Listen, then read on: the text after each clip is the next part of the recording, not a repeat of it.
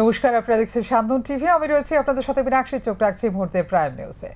যাত্রীবাহী অটো চালাতে গিয়ে অন্যান্য চালকদের হাতে আক্রান্ত এক ইলেকট্রনিক ব্যাটারি চালিত অটো চালক।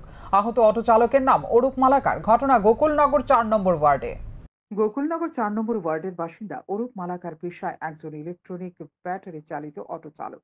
সে প্রতিনিয়ত ফটিকরায়, গোকুলনগর, গঙ্গানগর রোড ভায়া কুমারঘাট রোডে গাড়িটি চালায়। বৃহস্পতিবার গোকুলনগর স্থিত পাষাণটিলা এলাকায় অরূপ মালাকার তার গাড়িটি রেখে একজনের বাড়িতে যায়।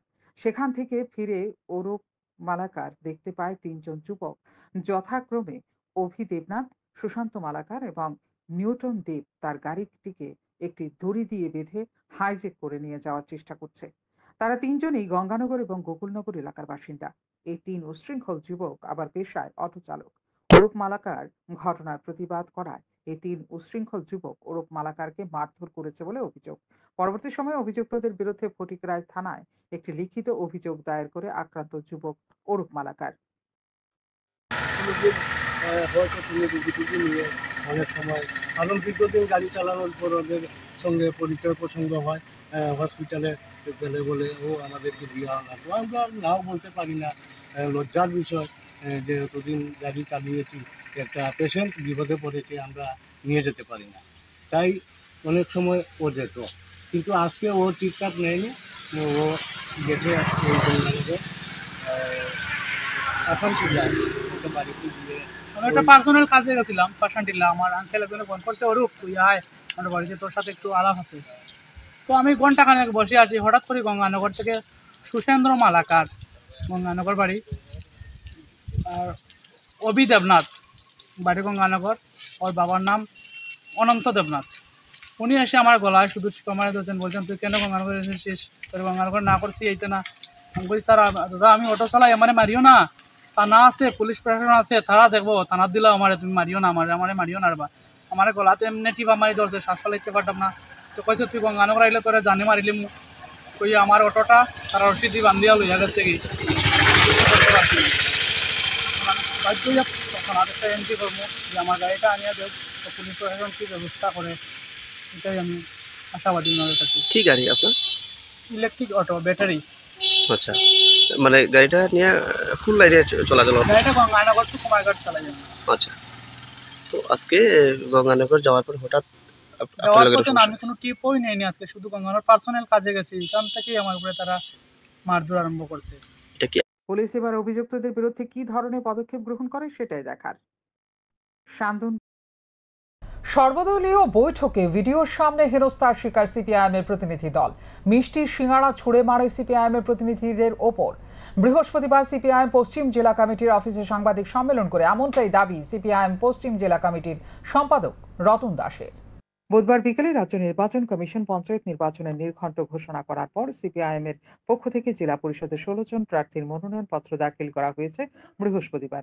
এই নির্বাচনকে ঘিরে পশ্চিম ত্রিপুরা জেলার বিভিন্ন ব্লকের ভিডিওরা সর্বদলীয় বৈঠক ডাকছেন। এই সর্বদলীয় বৈঠকে সিপিআইএম এর হয়ে প্রতিনিধিরা অংশ নিতে গিয়ে বিভিন্নভাবে হেনস্থার শিকার হচ্ছে। বৃহস্পতিবার সিপিআইএম পশ্চিম জেলা কমিটি অফিসে সাংবাদিক সম্মেলন করে এই কথা জানান সিপিআইএম পশ্চিম জেলা কমিটির সম্পাদক রতন দাস। এর উদাহরণস্বরূপ তিনি বলেন, বৃহস্পতিবার ডুকলি ব্লকে ডাকা সর্বদলীয় বৈঠকে সিপিআইএম প্রতিনিধিরা বিজেপি দুর্বৃত্তদের দ্বারা আক্রান্ত হয়েছে, পাশাপাশি তাদের নানাভাবে হেনস্থা করা হয়েছে। সমস্ত ঘটনা সংঘটিত হয়েছে ভিডিওর সামনে। এই ঘটনায় ডুকলি মহকুমা 3 জন হেনস্থার শিকার হয়েছেন। এর মধ্যে রয়েছেন প্রাক্তন বিধায়ক রাজকুমার চৌধুরী, বরিষ্ঠ নেতৃত্ব তপন দাস, অসীম দেব। এ ধরনের ঘটনা অপ্রত্যাশিত, নিন্দাজনক বলে দাবি করে সিপিআইএম পশ্চিম জেলা কমিটি। তিনি আরো জানান, ডুকলি ব্লকের ভিডিওর পক্ষ থেকে সর্বদলীয় বৈঠক ডাকার আগে বুধবার প্রত্যেক রাজনৈতিক দলে 3 জনকে আমন্ত্রণ জানানো হয়েছে। সেই অনুযায়ী সিপিআইএম এর পক্ষ থেকে প্রাক্তন বিধায়ক রাজকুমার চৌধুরী, বরিষ্ঠ নেতৃত্ব তপন দাস, অসীম দেব উপস্থিত ছিলেন। কিন্তু দেখা যায় বৈঠক শুরু হওয়ার পর প্রায় 70 থেকে 80 জন শাসক দলের দুর্বৃত্ত মোটর সাইকেল নিয়ে ব্লকে হাজির হয়। তারপর তারা ভিডিওর কক্ষে প্রবেশ করে এমন পরিস্থিতির সৃষ্টি করেছে, বৈঠকে কোনো অবস্থা ছিল না। সিপিআইএম এর পক্ষ থেকে 3 জন নেতৃত্ব কথা বলার চেষ্টা করলে তাদের অগ্রাহ্য করা হয়েছে। অথচ কথা ছিল এই সর্বদলীয় বৈঠকে সিদ্ধান্ত হবে কোন দলের প্রার্থী কবে মনোনয়নপত্র দাখিল করবে, এর সিদ্ধান্ত হবে। সেই অনুযায়ী বৈঠকে আলোচনা শুরু হলে শাসক দলের প্রতিনিধিরা জানান, মনোনয়নপত্র প্রতিদিন তারা দাখিল করবে। এর মানে বিরোধী দল সিপিআইএমকে মনোনয়নপত্র দাখিল করতে দেওয়া হবে না। কারণ তারা প্রতিদিন মনোনয়নপত্র দাখিলের নামে ব্লক অফিস ঘেরাও করে রাখবে। এমনকি যারা বিরোধী দলের প্রতিনিধি হিসেবে ছিল তাদের অকথ্য ভাষায় গালিগালাজ করে আক্রমণ করেছে। শুধু তাই নয়, অভিভাবক তুল্য বিরোধী দলের প্রতিনিধিদের কিছু শাসক দলের যুবক মিষ্টি সিঙ্গারা ও মিষ্টির প্যাকেট ছুড়ে মারে। তারপর এই বাহিনী ডুকলি মহকুমা কার্যালয় আক্রমণ করে। সেখানে গিয়ে ডুকলি মহকুমা কার্যালয় খোলার দায়িত্বে থাকা কর্মীকে মারধর করেছে এবং তাকে বলে দেয় যদি আগামীকাল থেকে এই সিপিআইএম কার্যালয়টি খোলা হয় তাহলে তার পা ভেঙে দেওয়া হবে। রতন দাস এদিন আরো প্রশ্ন তোলেন, যদি ভিডিও সাহেব বিরোধী দলের প্রতিনিধিদের নিরাপত্তা দিতে না পারে তাহলে তিনি কেন সর্বদলীয় বৈঠক ডেকেছেন? তাই রাজ্য নির্বাচন কমিশনের দৃষ্টি আকর্ষণ করে বলা হচ্ছে, অবিলম্বে এই ধরনের দুর্বৃত্তায়ন বন্ধ করা প্রয়োজন। যারা এই ধরনের ঘটনা করেছে তাদের গ্রেপ্তার করার দাবি জানান। পাশাপাশি শান্তিপূর্ণ নির্বাচন সংগঠিত করতে বিরোধী রাজনৈতিক দলগুলিকে নিরাপত্তার গ্যারান্টি দিতে হবে। রতন দাস আরো বলেন, গত কয়েকদিনে জিলানিয়া এবং বামুটিয়াতে এই ধরনের আক্রমণের ঘটনা সংঘটিত হয়েছে। তিনি এই প্রসঙ্গে সাংবাদিক সম্মেলনে আরো বলেন, বিজেপির আসল লক্ষ্য হলো সংসদীয় গণতন্ত্রকে গলা টিপে হত্যা করা, যাতে বিরোধীরা প্রচার করতে না পারে এবং মানুষের কাছে যেতে না পারে। সর্বশেষ তিনি জানান, রাজ্য নির্বাচন কমিশন যেহেতু অনলাইনে মনোনয়নপত্র দাখিলের বিষয়টি গুরুত্ব দেয়নি, তাই দাবি জানানো হচ্ছে নিরাপত্তা নিশ্চিত করতে, যাতে সুষ্ঠু, অবাধ এবং শান্তিপূর্ণ নির্বাচন সম্পন্ন হয়। নির্বাচনকে সামনে রেখে পশ্চিম ত্রিপুরা জেলার বিভিন্ন ব্লকে নির্বাচন দপ্তরের নির্দেশ অনুযায়ী বিডিওরা সর্বদলীয় মিটিং ডাকছেন। এই মিটিংগুলিতে আমরা সবসময় যেমন অংশগ্রহণ করি, এবারও আমরা আমাদের প্রতিনিধি এই মিটিংগুলিতে পাঠাচ্ছি। কিন্তু আমাদের অভিজ্ঞতা তিক্ত। জিরানিয়া এবং বামুটিয়া ব্লকের ঘটনা আমি পরে বলছি। আজকে ডুকলি ব্লকে ডুকলির বিডিওর ডাকা সর্বদলীয় সভায় সিপিআইএমের প্রতিনিধিরা আক্রান্ত হয়েছেন, তাদেরকে অ্যাসল্ট করা হয়েছে, নানাভাবে হেনস্থা করা হয়েছে। এই ঘটনা ঘটেছে বিডিওর সামনে, বিডিওর রুমের মধ্যে। এটা অপ্রত্যাশিত, দুঃখজনক, আপত্তিকর এবং এটা নিন্দনীয়। আমাদের ডুকলি মহকুমার 3 জন নেতৃত্ব, প্রাক্তন বিধায়ক রাজকুমার চৌধুরী, পার্টির সেই মহকুমার সিনিয়র লিডার তপন দাস এবং আরেকজন নেতা অসীম দেব, এই 3 জন তারা সর্বদলীয় সভায় গিয়েছিলেন। গতকাল বিডিও আজকের সভা সম্পর্কে বিশদে আলোচনা করে সিদ্ধান্ত নিয়ে রেখেছিলেন যে সভাতে সর্বোচ্চ 3 জন প্রতিনিধি অংশ নিতে পারবে রাজনৈতিক দলে। তো সেখানে সিপিআইএম এর প্রতিনিধিরা গেছেন এবং কংগ্রেসের প্রতিনিধিরাও গেছেন। দেখা গেল বিডিও অফিসে প্রায় 150 মোটর সিপিআইএম পশ্চিম জেলা কমিটির অফিসে আয়োজিত এই দিনের সাংবাদিক সম্মেলনে এছাড়া উপস্থিত ছিলেন অন্যান্য নেতৃত্ব। শান্তন টিভি। শহর এবং গ্রামাঞ্চলে রাজ্য সরকারের বিভিন্ন হাসপাতাল, প্রাথমিক স্বাস্থ্য কেন্দ্র এবং উপস্বাস্থ্য কেন্দ্রগুলোতে দৃষ্টি বিশেষজ্ঞদের 252টি পদ তৈরি করার জন্য বৃহস্পতিবার রাজ্য সরকারের স্বাস্থ্য দপ্তরের সচিবের কাছে দাবি জানিয়েছে অল ত্রিপুরা অপটোমেট্রি অ্যাসোসিয়েশন। তারা চাইছে বর্তমানে সরকার অপটোমেট্রি হিসেবে নিয়োগ প্রক্রিয়া চালু করুক। বর্তমান সময়ে প্রাথমিক স্বাস্থ্য কেন্দ্রগুলোর পাশাপাশি গ্রামীণ এলাকার উপস্বাস্থ্য কেন্দ্রগুলোতে একটা সময়ে দৃষ্টি বিশেষজ্ঞ ছিল, কিন্তু সাম্প্রতিককালে কোথাও দৃষ্টি বিশেষজ্ঞ নেই, যার কারণে প্রত্যন্ত গ্রামের সাধারণ মানুষ বিশেষ অসুবিধার সম্মুখীন হচ্ছে। অল ত্রিপুরা অপটোমেট্রি অ্যাসোসিয়েশনের দাবি, এই 252টি পদ তৈরি করা হলে রাজ্য সরকারের প্রতিটি চিকিৎসা কেন্দ্রে সাধারণ মানুষ বিশেষ সুবিধা পাবে, আর এমনটা হলেই ত্রিপুরা রাজ্যের স্বাস্থ্য ব্যবস্থার উন্নত হবে। একটু দেখা করার জন্য কারণটা হলো গিয়ে কি, অপটোমেট্রিস্ট যে পোস্টটা আছে দীর্ঘদিন ধরে এটাতে কোনো রিক্রুটমেন্ট নেই এবং এখন অবধি 52 পোস্ট ক্রিয়েট হয়েছে, কিন্তু 25 জনই চাকরি করছে, আরও 27টা পোস্ট এখনও খালি আছে। কাজে আমরা চাই সরকার ইমিডিয়েটলি বেকারদের এতে নিয়োগ করুক। তাতে কি হবে, গ্রামেগঞ্জে অনেক মানুষ আছে যারা নাকি চোখের যে চিকিৎসার পরিষেবাটা ভালোভাবে পাচ্ছে না। সিম্পল ব্যাপারেই তাদেরকে শহরে দৌড়াতে হয়।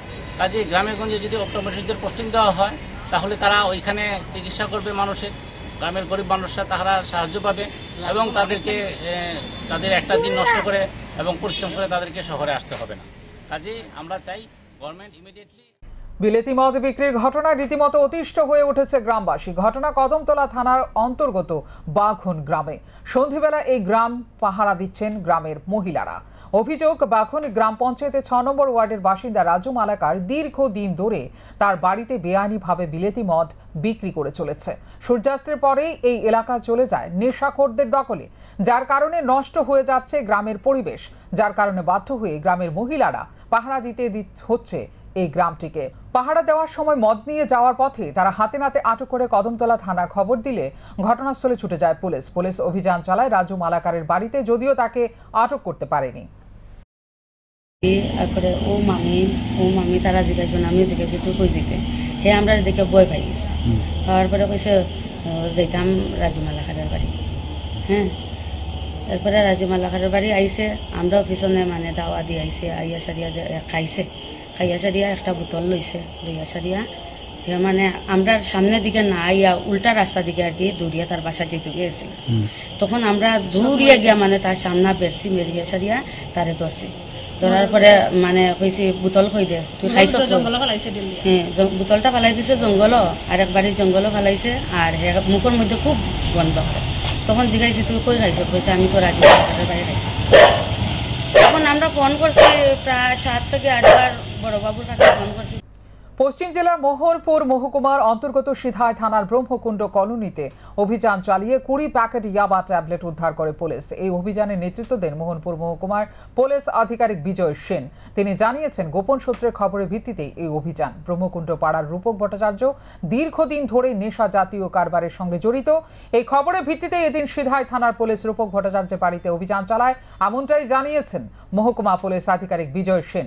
তিনি জানিয়েছেন, বাজেয়াপ্ত করা ইয়াবা ট্যাবলেটগুলোর বাজার মূল্য আনুমানিক 15-20 লক্ষ টাকা হবে। এই অভিযানে সিধাই থানার ভারপ্রাপ্ত আধিকারিক এবং সুন্দরটিলা থানার ভারপ্রাপ্ত আধিকারিকরা ছিলেন। খবর ছিল যে এখানে যে রূপক ভট্টাচার্য আছে, এই ব্রহ্মকুণ্ড পাড়া সিধাই পিএসের আন্ডারে ব্রহ্মকুণ্ড পাড়া রূপক ভট্টাচার্য, বাবা নাম হলো লালু ভট্টাচার্য। সে দীর্ঘদিন ধরেই নেশা জাতীয় কারবারের সাথে যুক্ত। আমাদের কাছে আজকে একটা খবর আসে যে সে কিছু নেশা জাতীয় দ্রব্য তার বাড়ির মধ্যে সে মজুত করে রেখেছে। এই খবর আসার পর আমি ওসি সুন্দরটিলা, ওসি সিধাই এবং আমাদের সাথে পুলিশ এবং টিএসআর পার্টি মিলে এক্সিকিউটিভ ম্যাজিস্ট্রেটস আমরা এসডিএম অফিস থেকে নিয়ে যৌথভাবে আমরা এই বাড়িতে, আমরা এই রূপক ভট্টাচার্যের বাড়িতে আমরা রেড করি। আজকে রেড করার পরিপ্রেক্ষিতে আমরা ওই বাড়ির মধ্যে লুকানো অবস্থায় আমরা 20 প্যাকেট পাউস বলে এটাকে, এটার মধ্যে ইয়াবা ট্যাবলেটস ছিল। সর্বমোট এগুলি 4000-এর মতো আমরা রিকভারি করতে পেরেছি, যেগুলি বাজার মূল্য অনুমানিক 15-20 লাখ টাকার মতো হবে অনুমানিক। আর রূপক ভট্টাচার্য বাড়িতে পাওয়া যায়নি, আমরা তার বিরুদ্ধে সার্চ আমরা জারি রাখছি এবং এই ব্যাপারে আমরা একটা এনডিপিএসের একটা মামলা আমরা নিয়ে আমরা তদন্ত শুরু করব। বৃহস্পতিবার বিশালগড় মহকুমার জাঙ্গালিয়া স্থিত বিদ্যুৎ নিগমের কার্যালয় সংলগ্ন স্থানে একটি ভয়াবহ দুর্ঘটনা ঘটে। যাত্রীবাহী বাইক এবং স্কুটিকে ধাক্কা দেয় একটি যাত্রীবাহী বাস। ঘটনাস্থলে মৃত্যু হয় বাইক চালকের। গুরুতর আহত অবস্থায় বাইকের আরোহীকে বিশালগড় মহকুমা হাসপাতালে আনার পর চিকিৎসকরা তাকে মৃত বলে ঘোষণা করে। মৃত 2 যুবকের নাম রাকেশ দেবনাথ ও প্রণব দাস। স্কুটির চালক প্রসেনজিৎ ভৌমিক অল্প বিস্তর আহত হয়, তাকে প্রাথমিক চিকিৎসার পর ছেড়ে দেওয়া হয়। আটক করা হয় যাত্রীবাহী বাসের চালককে। আজকে দুপুর 3:10 থেকে অনুমান একটা রোড ট্রাফিক অ্যাক্সিডেন্ট হয়েছে আপনার জাঙ্গালিয়া ইলেকট্রিক অফিসের সামনে। বাস গাড়ি দিকে চাইতে আসলো, ওদিক থেকে বাইকও আইতে আসলো, একটা স্কুটি ছিল। তো পিছনে বাসটা ওই খুব দ্রুত বেগে ছিল, এদিকে বাইক এবং স্কুটিকে ধাক্কা মারে। এতে বাইকের একদম স্পট ডেড হয়, একজন হাসপাতালে শিফট করা হয় এবং এখানে ব্রড ডেড বলা হয়। তো দুজনেই মারা যায়। স্কুটির চালক সাধারণ ইঞ্জুরি হয়েছে, তাকে প্রাথমিক চিকিৎসার পর ছেড়ে দেওয়া হয়েছে। একজন প্রণব দাস 22 বছর, বাড়ি কোটামাটি, আরেকজন রাকেশ দেবনাথ। আর যে ইনজুর্ড হয়েছে স্কুটির চালক, এর নাম হচ্ছে প্রসেনজিৎ ভূমিক। এখনকার মতো এই মুহূর্তের সংবাদ এই পর্যন্ত। অন্যান্য আপডেটস দেখার জন্য অবশ্যই নজর রাখতে হবে সান্দন টিভির পর্দায়। সান্দন টিভি, দায়বদ্ধতাই যার ঐতিহ্য।